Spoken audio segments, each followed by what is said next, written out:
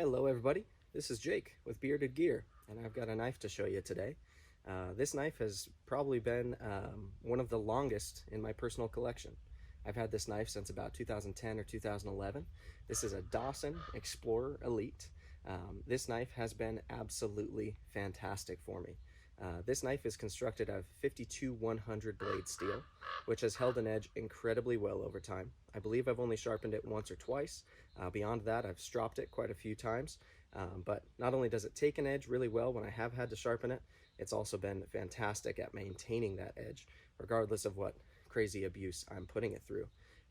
The handles are constructed out of burlap micarta. I believe it's burlap. It's a kind of a brick red color. It's got a good amount of grip, kind of medium in texture. It's not too aggressive, definitely not going to tear up or chew up your hands or your shirt if it's riding in your sheath, anything like that. But it does offer a good amount of purchase on the knife as well. It's fantastic in multiple grips. Reverse grip is good, hammer grip is good, saber grip is good. You can even do pretty good draw cuts with it.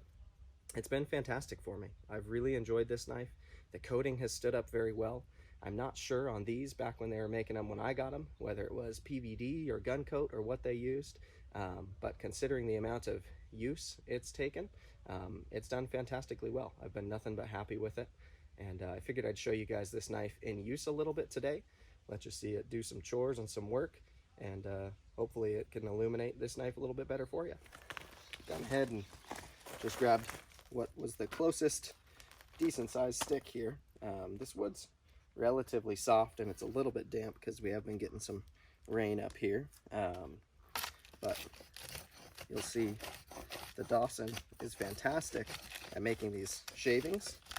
It bites in pretty well even to harder woods, I've found, and with that flat spot to put my thumb, it really lends itself well to making these shavings. So if you're trying to get a fire going, this will be a fantastic knife to go along with your fire steel and make that happen.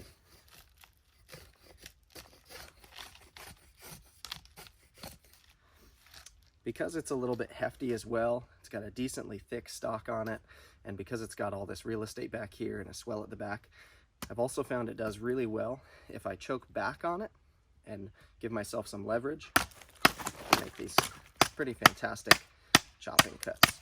You see it really digs in there.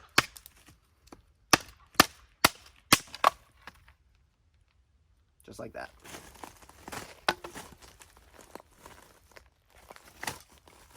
The sheath that this comes in is a fantastic sheath. This is one of my favorite things about the knife, actually.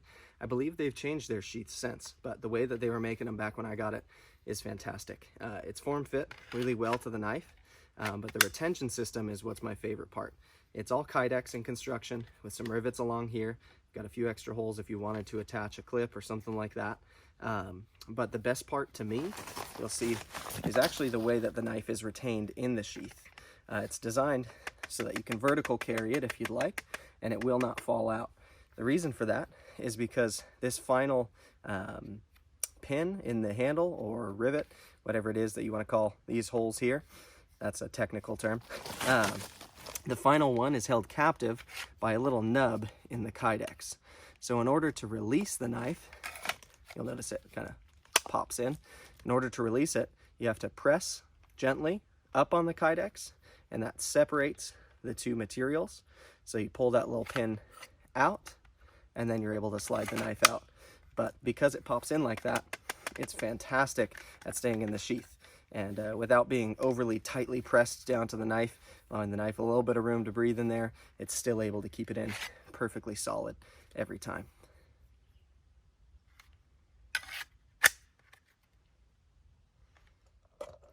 All right, so final thoughts on the Dawson Explorer Elite. This knife is just a workhorse. It has been fantastic on my belt, fantastic in my pack. Anytime that I've pulled this knife out to use, and I own quite a few knives, this one's been an absolute joy. The only real thing that I would change about it, one thing and one thing alone, is that there's a little bit of jimping right here, right where your finger rests, and that kind of guard there. That guard also serves as a can opener if you need it, which is good. And forgot to mention, there's also a pry bar built in back here, so you don't have to ruin your tip prying into something. But yeah, that jimping right there is just a little rough. I could do with no jimping there. I don't have any kind of utility for that. I don't know what that's for.